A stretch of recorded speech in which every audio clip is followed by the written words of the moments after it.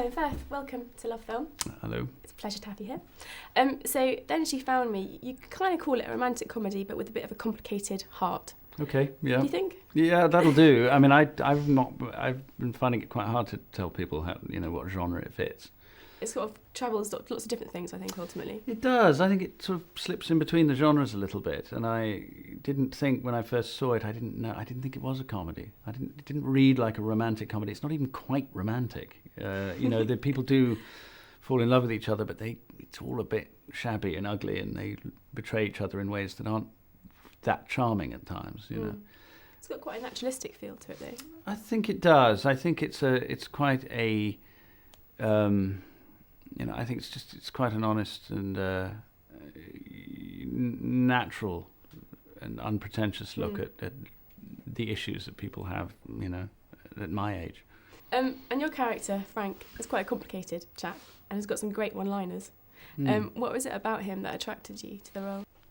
Frank felt a bit nebulous to me. I wasn't sure who or what he was. He wasn't English. He wasn't, he just was Frank, really. And there were some lines in there that didn't quite ring true to me. And I just took that leap of faith because I just instinctively trusted Helen. And we sorted a lot of those problems out and found him in a weekend, really. Or found enough to at least... Well, there's no choice. We had to start Monday, so we just found something to go on. And I think those funny little temper tantrums he has were specific enough to kind of give me some purchase on it. Do you like kind of working under pressure? So turning up and having a weekend to prepare and then shooting on Monday. I mean, I can imagine that's quite different to the bigger projects you've worked on previously. I do like working like that.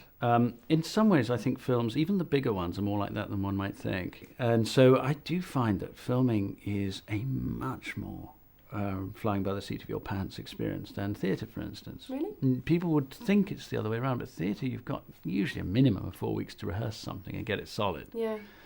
And then you've got the natural time of the story in which to act it all out. Yeah.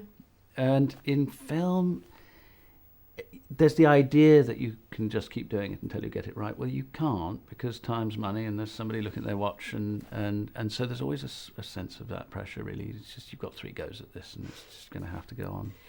My very last question to you, Colin. You've obviously starred in numerous different types of films and different genres, but I'm quite curious to know what other films that have inspired you.